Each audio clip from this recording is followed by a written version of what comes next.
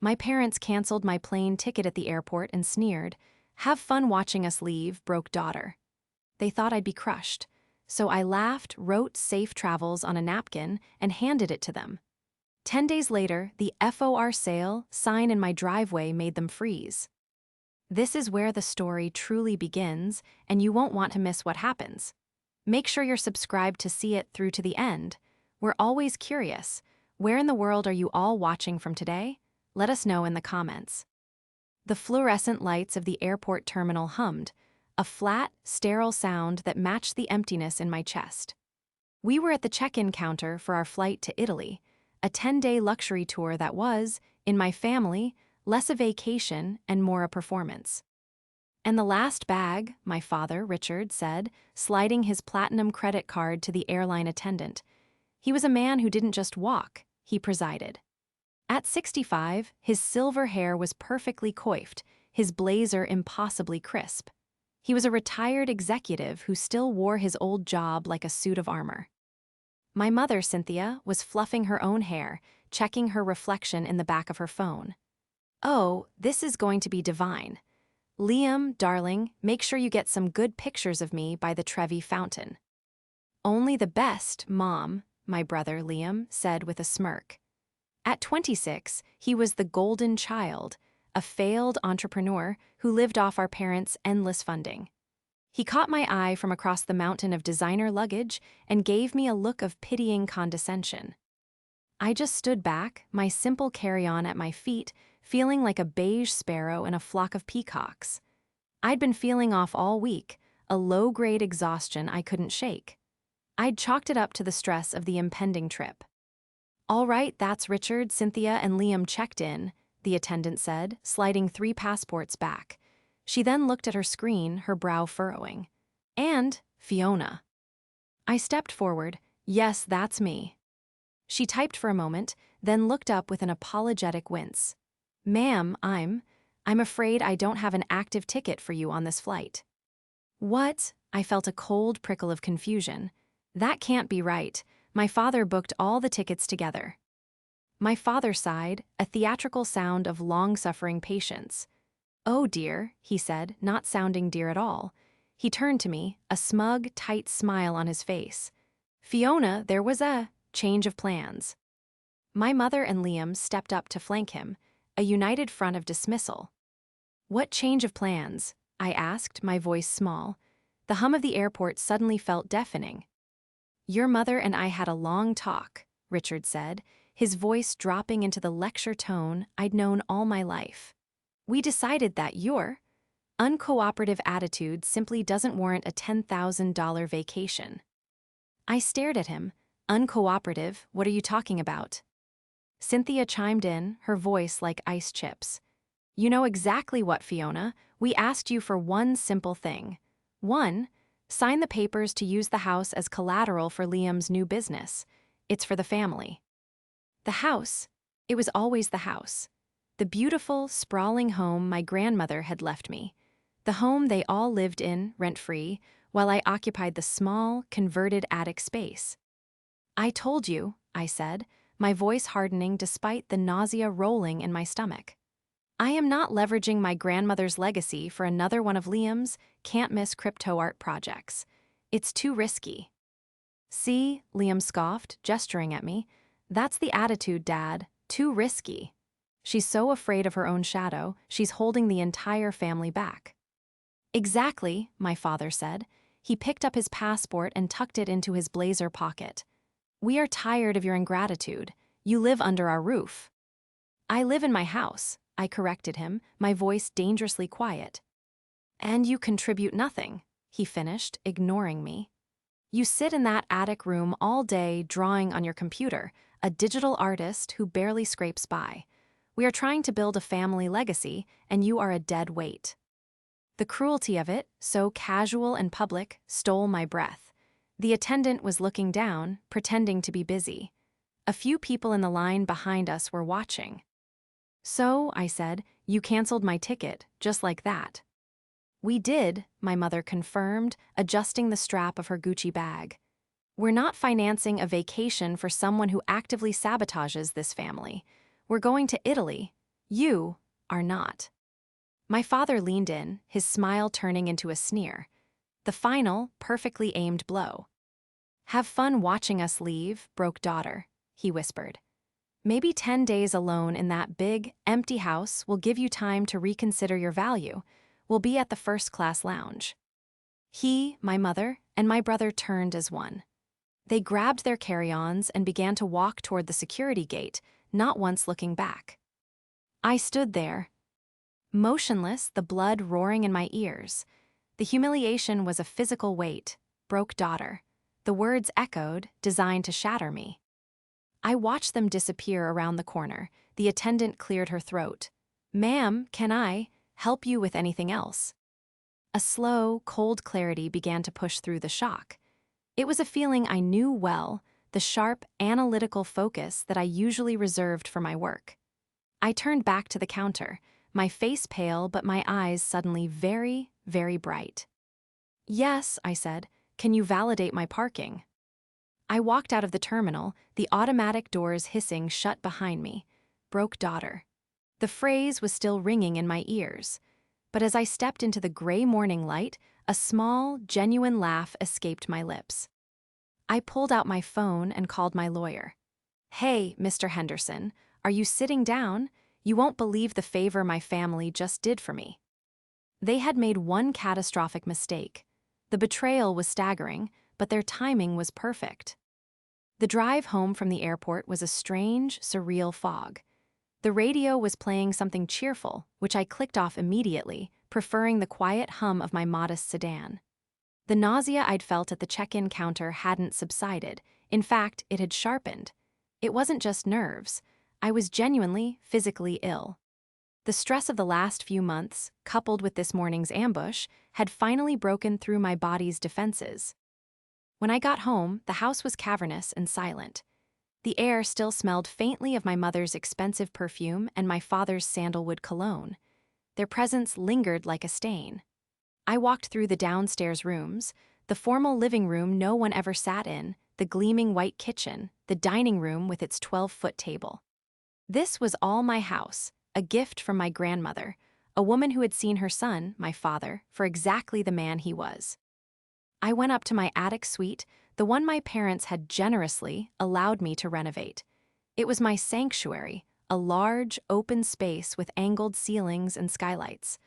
On one side was my modest living area.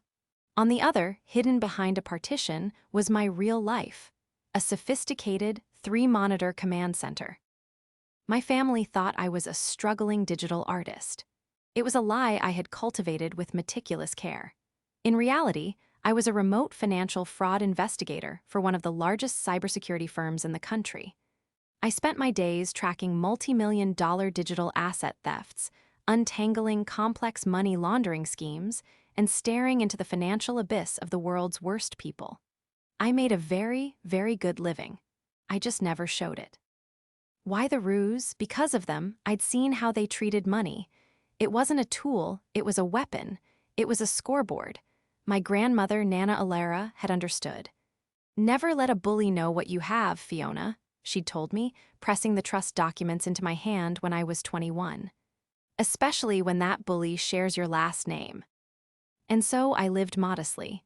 I drove a 10-year-old car. I bought my clothes from consignment shops. I let them believe I was the broke daughter, the artistic failure, because their condescension was my armor. It kept me safe. I booted up my system, the familiar glow of the login screen a comfort. My phone buzzed. A text from Liam, sent from the airport lounge. It was a selfie of him, my mother, and my father, all holding champagne flutes. The caption, "Ciao, loser, thinking of you, LOL." My stomach turned. I set the phone face down. They had forgotten one crucial thing. I pulled up the file Mr. Henderson, my lawyer, had emailed me last week. It was a scan of the final page of the trust my grandmother had established. I'd read it 100 times, but today, the words glowed. Nana Alara, bless her strategic heart, had put the house in a revocable trust. My parents were aware of it. In fact, they'd been furious about it. They knew I was the sole beneficiary. What they had conveniently, arrogantly forgotten, or perhaps never truly believed, was the birthday clause. The trust document stated, in no uncertain terms, that while I was the beneficiary, I did not have full, irrevocable control until a specific date. The property was to be managed by the executor, Mr. Henderson, until the beneficiary, Fiona Elizabeth Vance, shall reach the age of 30. My 30th birthday was in 5 days. They were going to be in Italy for 10. They had just left me, the broke daughter, alone in a house that would legally and irrevocably become mine, free and clear, long before they ever stepped foot on a return flight. They had handed me the perfect, uninterrupted window of opportunity. I picked up my phone again. This time, I wasn't just calling my lawyer, I was calling my team. I opened my secure work messenger and sent a message to my manager. Taking an emergency 10-day leave, family situation. A reply came back instantly. Everything okay? Need anything? I looked at the selfie from Liam.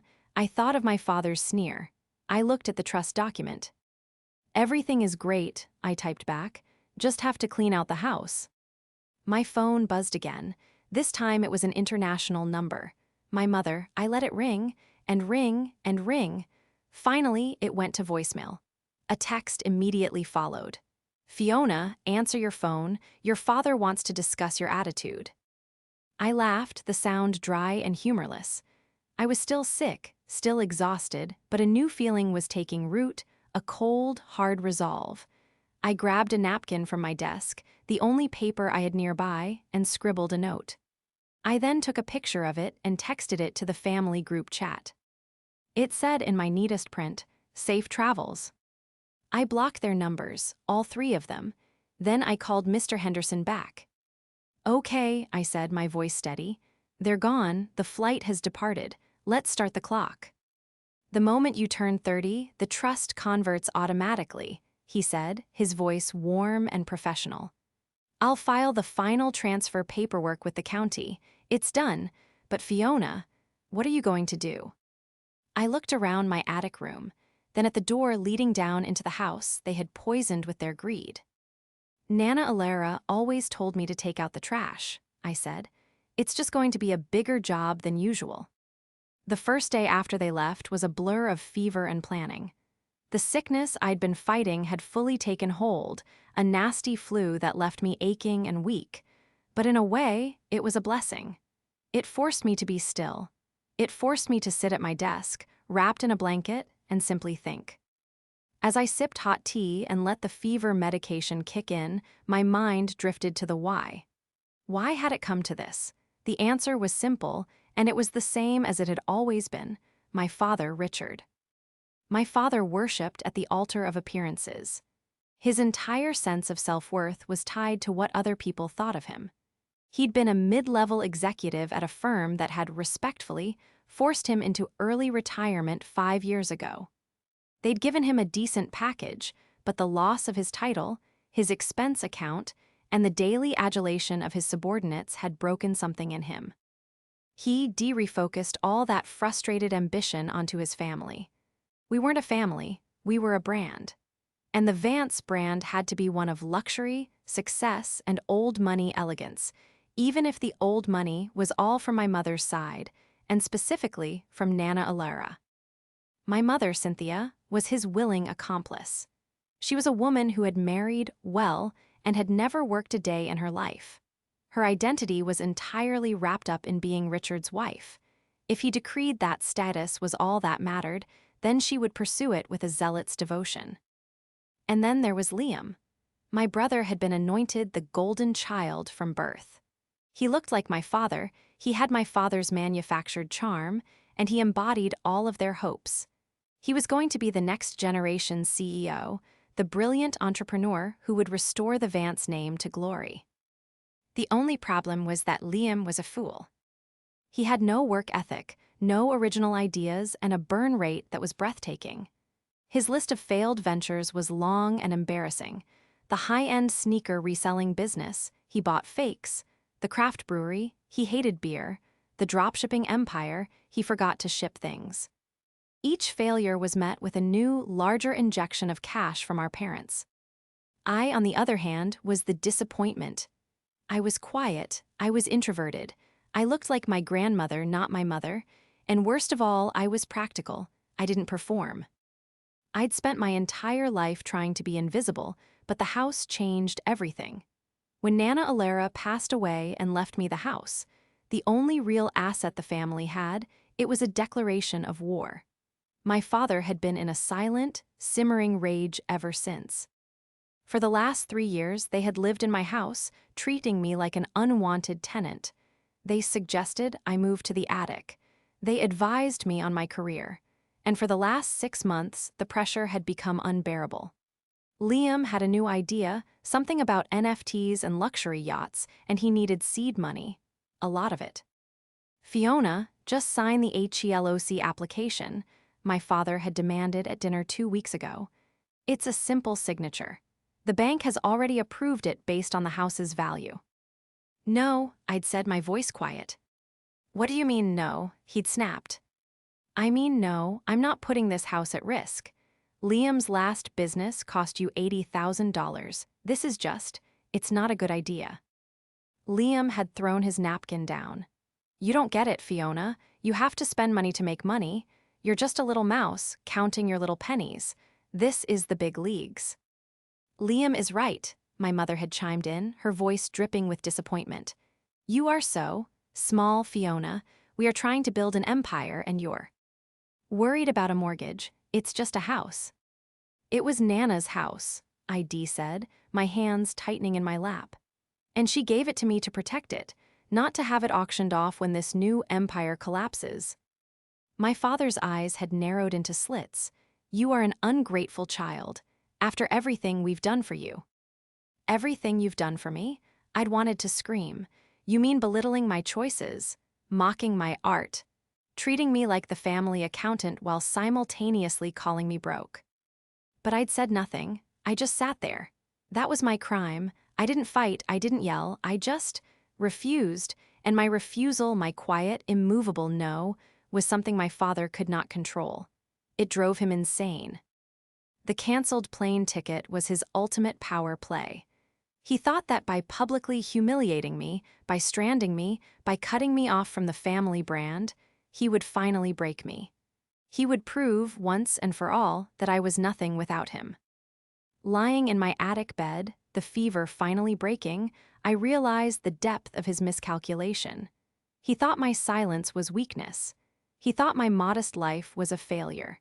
He had no idea that my silence was a shield and my failure was a fortress.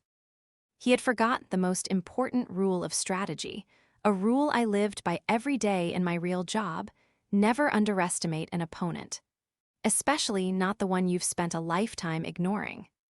He'd called me a broke daughter. He had no idea. I wasn't the one who was broke. I was the one who held all the cards. I pulled my laptop closer, the screen illuminating my pale, determined face. It was time to call the movers. The sickness passed by day 3, leaving behind a sharp, ringing clarity. The house was mine to walk in. I went into my parents' master suite, a room I'd been tacitly forbidden from entering for years. It was a monument to their vanity.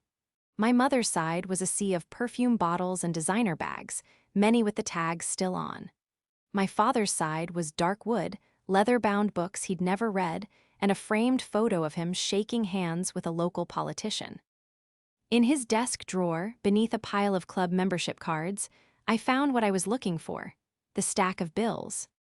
My father, in his arrogance, handled all the finances. He believed I was incapable. I sat at his desk and began to read. The mortgage was paid, of course. I paid that automatically from a separate account Nana had set up. But the rest? The property taxes were 2 months overdue. The utilities were on a final notice. And the credit card statements? I felt my stomach clench. There were 3, all of them were maxed out. Tens of thousands of dollars in debt across all of them. Dinners I wasn't invited to. Clothes I never saw. A consulting trip for Liam that looked suspiciously like a spring break in Cabo. They hadn't just been living off my grandmother's legacy. They had been actively, recklessly destroying their own financial futures, all while depending on the house, my house, as their ultimate safety net. The house they were trying to leverage for Liam's next failure was the only thing keeping the collectors from their door. This changed things. This wasn't just about my hurt feelings anymore. This was about fraud. I went back to my attic and fired up my work computer. What I was about to do was a professional risk, but I considered it a moral necessity. I wasn't Fiona Vance, broke daughter right now. I was Fiona Vance, CFE, certified fraud examiner.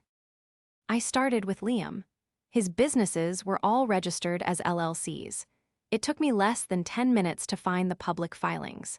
It took me another 20 to cross-reference the addresses and registered agents. They were all shell companies. He was churning money from one to the next, likely telling my father he was reinvesting profits, when in reality he was just spending. But where was the money coming from? My parents' savings were long gone, I knew that. The maxed-out credit cards only accounted for a portion. I dug deeper. I ran a soft credit check on my father, and there it was, a new loan. A business loan for $250,000 taken out 3 months ago. The applicant was Vance Innovations, LLC, with Liam as CEO and my father as CFO. The collateral. My blood ran cold. The collateral listed was not the house. The collateral was a private art collection valued at $350,000. I knew for a fact my father did not own an art collection. He owned a few hotel lobby paintings. But my grandmother, Nana Alera, had been a connoisseur. She had a small but valuable collection of mid-century paintings. When she died, she'd left them to me, not in the trust, just to me in her will. Paintings that were currently hanging in the living room and study downstairs. My father had fraudulently used my property, which he didn't even legally own, to secure a $250,000 loan for my brother's sham company. A company that had already burned through almost all of it. This was a F. Federal crime, wire fraud, bank fraud. I sat back, my heart hammering. This was the clever trap I'd been waiting for. My original plan had been simple: evict them, change the locks, sell the house, be done with them. But this was leverage on a nuclear scale. I picked up the phone and called Mr. Henderson. I need you to come to the house, right now, and bring a notary. Fiona, it's Sunday, he said, but I heard the click of his car keys. I know, but I just found out my father committed bank fraud using my assets, and my 30th birthday is tomorrow. I think we need to accelerate the plan. When Mr. Henderson arrived, his face was grim as I walked him through my findings. I showed him the loan documents I'd found online. I showed him the art. He appraised my property without my consent and used it as collateral, Mr. Henderson. What happens when Liam defaults on that loan? Mr. Henderson adjusted his glasses. The bank will seize the collateral. They will come for your paintings. Exactly. So, as of tomorrow, when I am the sole, legal, and irrevocable owner of this house, what can I do? A slow smile spread across the lawyer's face. As of tomorrow, Fiona, you can do whatever you want. My 30th birthday began at midnight. I was online, tracking my family's Instagram posts. They were in Rome, posting a blurry photo of a pasta dish. Living the dream, Vance family legacy. At 12:01 a.m., I signed the digital papers Mr. Henderson had queued up. The trust was dissolved. The property was mine. At 9:00 a.m., the first truck arrived. It was not a moving truck. It was an art appraisal and transport service. Please pack and crate every painting on this list, I instructed the white-gloved professionals. They are being moved to a secure, climate-controlled storage vault. Today. At 9:30 a.m., I called the bank that held the fraudulent loan. I got the number for their corporate fraud department. Hello, I said, my voice crisp and professional. My name is Fiona Vance, and I need to report a significant case of collateral fraud regarding loan number. The rest of the day was a blur of activity. The art was removed. I called a high-end estate sale company. I called a cleaning service. I called a locksmith. And finally, I called a moving and storage company. Yes, I said, looking at the mountain of designer clothes in my mother's closet. I have a 5-bedroom house. I need everything packed and moved out. And I mean, everything. Day 7. The house was an echoing maze of boxes. The estate sale team had been through, tagging furniture, art, and rugs. The art transport service had confirmed my grandmother's paintings were secure in a vault. The cleaning crew had scrubbed every surface, removing the faint, lingering scent of my parents. And the bank's fraud department was enthusiastic. They had already frozen the Vance Innovations account and were launching a full investigation. I was sitting on the floor of my empty attic, eating takeout pizza from a box when my laptop pinged. A video call request. It wasn't from a blocked number. It was from a new international prepaid number. They were getting creative. I sighed, wiped my hands, and clicked accept. My father's face filled the screen. He was on a hotel balcony, the Amalfi Coast glittering behind him. He looked tan, relaxed, and furious. "Fiona," he barked without preamble, "what is this nonsense? Your mother and I have been calling for days." "I know," I said calmly, taking another bite of pizza. "I've been busy." "Busy? Busy doing what? Sulking in your room?" he scoffed. "And what was that ridiculous text you sent? Safe travels. Your mother was very hurt by your sarcasm." "It wasn't sarcasm," I said. "I genuinely hoped you would have a safe trip. I didn't want anything to interrupt your vacation." He narrowed his eyes. He wasn't used to this version of me. He was used to the quiet, retreating Fiona. This calm, pizza-eating Fiona was new, and it unnerved him. "Well, your little stunt failed," he said. "We are having a wonderful time, but we've decided to be merciful. We're willing to forgive you for your attitude at the airport. All you have to do is call the bank, approve the HELOC for Liam, and we'll consider the matter closed. We might even bring you back a souvenir." I almost laughed. "A HELOC? Dad, I think you have bigger problems." Just then, my mother's face squeezed into the frame, her hair wrapped in a towel. "Fiona, darling, tell your father to stop shouting. What is going on with the credit cards? My card was declined at the boutique today. It was mortifying." "Was it?" I asked, feigning surprise. "That's so strange. Maybe you hit your limit." "Don't be ridiculous," Cynthia snapped. "Your father handles the limits. Richard, tell her to fix this." My father's face darkened. "She's right, Fiona. The Vance Innovations account is frozen. The bank won't tell me why. They said something about a complaint." "Did you do something? Did you, in some childish fit of pique, call the bank?" "I did," I said, setting the pizza box aside. "I called the bank that you and Liam used to get a $250,000 loan." My father's tan face went pale. That is a private business matter. It has nothing to do with you." "It has everything to do with me, Dad. You see, the collateral you used for that loan, the private art collection, that was my property. Property left to me, and only me, by Nana Alera." My mother's hand flew to her mouth. "Richard, what is she talking about?" My father's eyes darted off screen. He was trapped. It was a misunderstanding, a clerical error. "The paintings are part of the house, Fiona. They are a family asset." "No, Dad," I said, and my voice was suddenly as sharp and cold as steel. "They are my assets, and using them to secure a loan without my knowledge isn't a clerical error. It's bank fraud. That's the term the investigators used anyway. They were very interested in Vance Innovations, LLC. My father looked like I had physically struck him. He was speechless. What did you tell them?" he finally stammered. "I told them the truth," I said. "That the owner of the collateral had no knowledge of the loan and that the paintings were, as we spoke, being moved to a secure vault. The bank was very grateful. They don't like being defrauded." My mother started to make a high-pitched E sound. You traitor," my father roared, his composure shattering. "You would destroy your own family.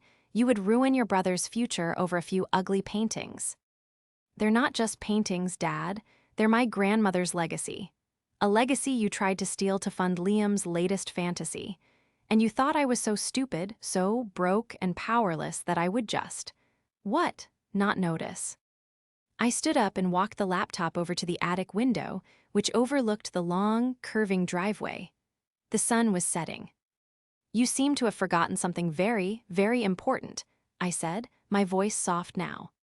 What? He whispered, his face a mask of dread. My birthday. It was 2 days ago. I'm 30. The confusion on his face was almost comical. What? Happy birthday? What does that have to do with anything? The trust, Dad, I said, letting the silence stretch. The birthday clause. The one Nana Alara put in to protect the house from you.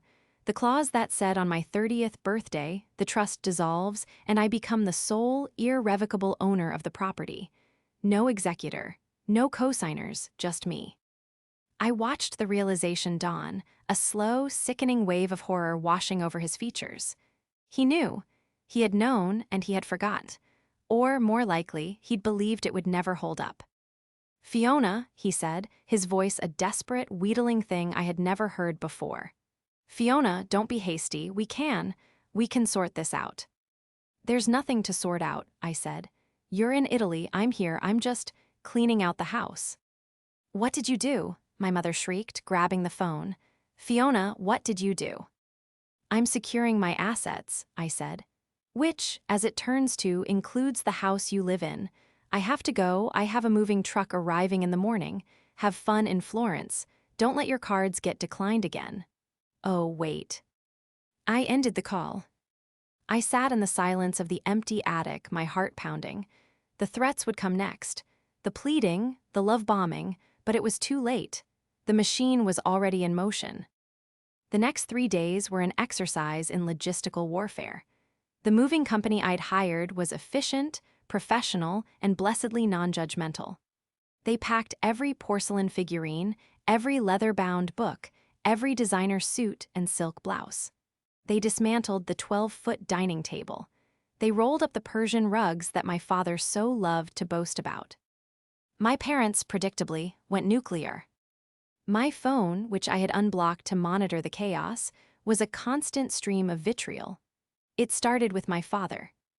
You are a disgrace. You will undo this immediately. I have called our lawyer, and he is going to have you disowned. I laughed. His lawyer was Mr. Henderson, who was currently on retainer for me. Then came my mother.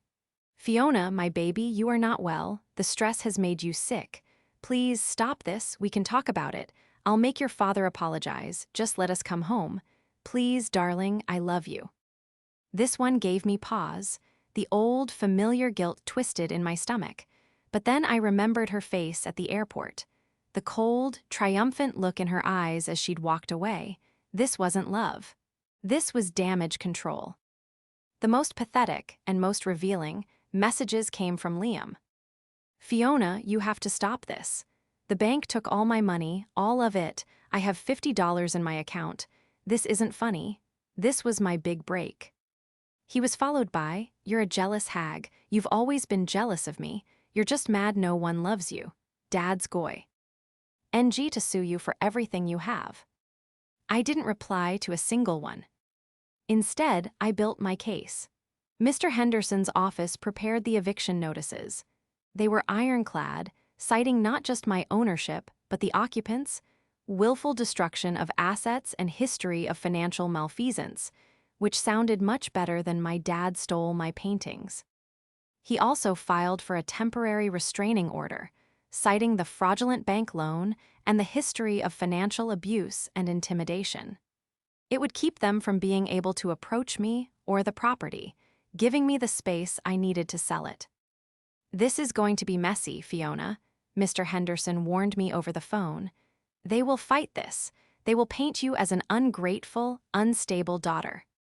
Let them, I said, watching the movers load my mother's vanity into the truck. I'm not the broke daughter anymore. I'm the owner, and I have the receipts. The receipts were piling up. The bank, now in full damage control mode, had forwarded me, as the victim of the fraud, the entire loan file. It was worse than I thought. My father and Liam had submitted forged documents, fake profit and loss statements for Vance Innovations, and a clearly photoshopped appraisal of my grandmother's art. The bank's internal investigator had scheduled a call with me for the day after my family returned to discuss our next steps regarding prosecution. They were in serious criminal trouble. Their 10-day trip was coming to an end. The house was empty. It was sterile. I had the cleaners do a final, deep clean. The hardwood floors gleamed. The windows sparkled. It was no longer their home. It was no longer my prison. It was just a house. A very valuable, very empty house.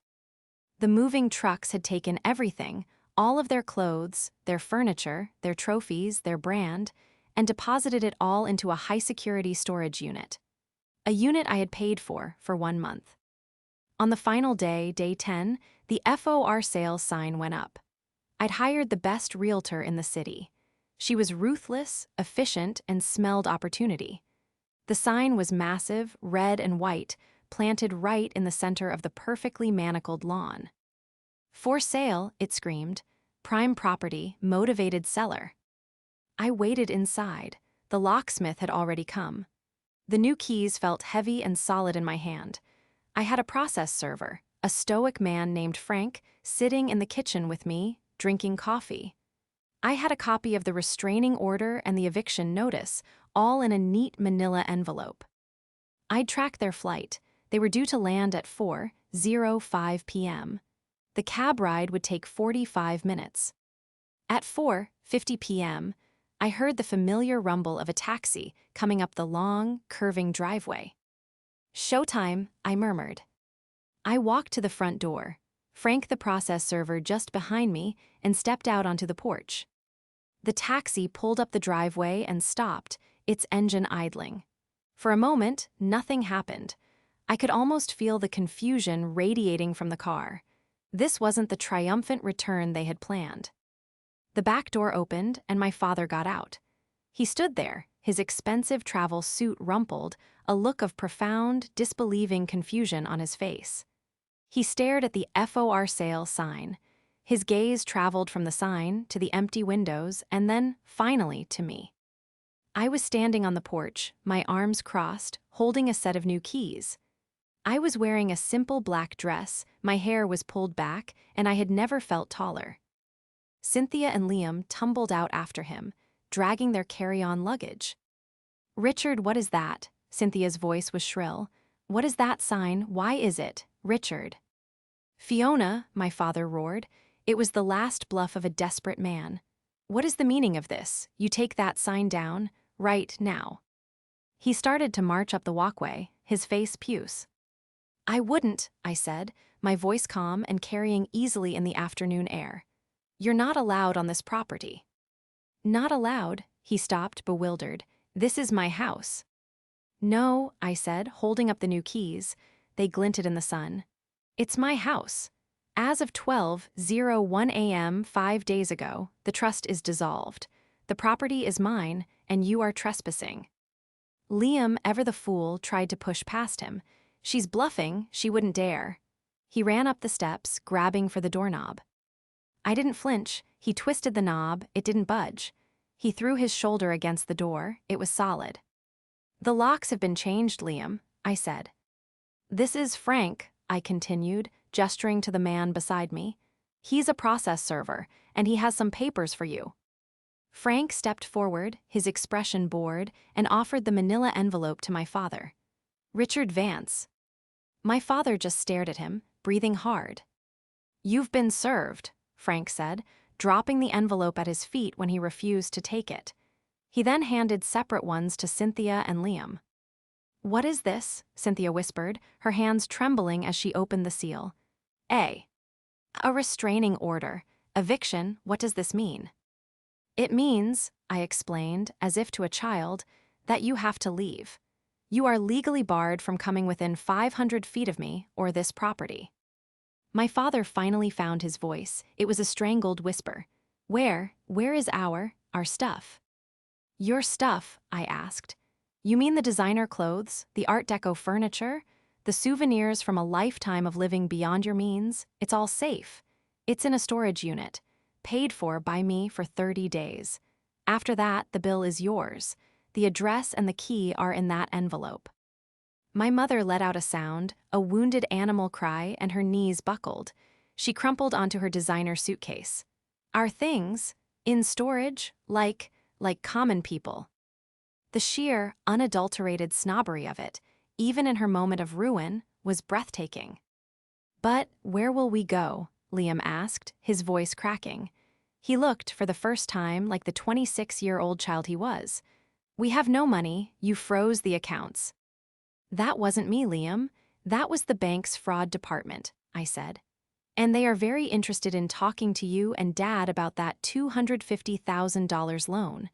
The one you secured with my art. They're calling it wire fraud and bank fraud. Those are federal offenses." This was the final blow. My father visibly staggered. The fight drained out of him, replaced by a gray, ashen terror. He finally understood. This wasn't a family squabble. This wasn't a lesson. This was the end. You did this," he whispered, pointing a trembling finger at me. "You, my own daughter, you destroyed us."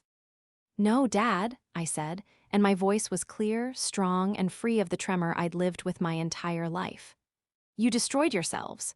You did it with every maxed-out credit card, every fake business, every sneer, and every lie. You just assumed I'd be the broke daughter, forever, your little digital artist who would clean up the mess and pay for your lives." I stepped back toward the door. "You had 10 days in Italy. You should have stayed. The taxi is still here. I suggest you pay him." My mother began to sob, great racking sobs. Liam just stared at the house, his mouth open. My father looked at me. His eyes, which had always been so full of arrogance and dismissal, were now hollow. He saw me, really saw me for the first time, and he saw that he had lost. I watched them, the peacocks suddenly featherless. "Have fun watching us leave, broke daughter," my father had said. I looked at the three of them, stranded in the driveway of a house that was no longer theirs, with their suitcases, their eviction notices, and their impending criminal charges. I turned around, walked into my house, and locked the door. The silence that descended after the taxi finally drove away was the most profound peace I had ever felt. The aftermath was, as Mr. Henderson had predicted, messy. But it was a mess I was fully equipped to handle. My parents and Liam, left with no other options, went to a hotel. Their brief stay was funded by my mother pawning a diamond tennis bracelet. They hired a lawyer, a cheap, aggressive man who immediately filed a countersuit, claiming I had exerted undue influence on my grandmother and that the trust was invalid. It was thrown out of court in a single hearing. Mr. Henderson simply presented the trust documents, my grandmother's signed affidavits of mental competence, and a detailed record of my father's 10-year history of trying to access my grandmother's funds. The judge didn't just dismiss their case. He warned their lawyer about filing frivolous lawsuits. The real trouble for them was the bank. The fraud investigation was swift. Faced with a mountain of evidence, the forged appraisals, the fake P and LS, the testimony from me, the bank had no choice but to act. They were going to make an example of Vance Innovations. My father and Liam were indicted. It was a quiet, pathetic end. My father, in a desperate attempt to save his golden child, took the fall for everything. He pleaded guilty to wire fraud and bank fraud in exchange for Liam's charges being reduced to a misdemeanor and probation. Richard Vance, the man who lived for his reputation, was sentenced to 18 months in a minimum security federal prison. My mother was adrift. Without my father's drive and my house's prestige, her identity collapsed. She moved into a small, furnished apartment paid for by the forced sale of her jewelry. Liam, under probation, was forced to get a real job for the first time in his life. He ended up working in the stockroom of a big-box electronics store. The house sold in less than 24 hours. The market was high, and the property was beautiful. The sale closed for $50,000 over asking. I never spoke to them again. My mother sent a few tear-stained, manipulative letters, which I returned unopened. My real life, the one I had hidden for so long, finally began. I took the proceeds from the sale and my own significant savings, and I left. I moved across the country to a small coastal town where no one knew my name. I bought a modest, beautiful home with a view of the ocean. I kept my grandmother's paintings, hanging them in a sunlit studio where I, ironically, took up digital art, this time, for real, as a hobby. I still work as a fraud investigator. I'm one of the best in my field. I lead a team now, and I teach seminars on financial forensics. I still live modestly, not out of fear, but out of preference. My life is quiet, stable, and mine. Sometimes I think about that day at the airport. The casual cruelty of my father's broke daughter comment. He meant it to be a curse. He meant it to be an anchor, a final, definitive label of my worthlessness. But he was wrong. It wasn't a curse. It was a release. In that moment, he and my mother and my brother, they didn't just cancel my ticket. They canceled my obligation. They canceled my guilt. They cut the last, frayed rope of family duty that had kept me tied to them. They thought they were leaving me with nothing. They had no idea they were finally giving me everything.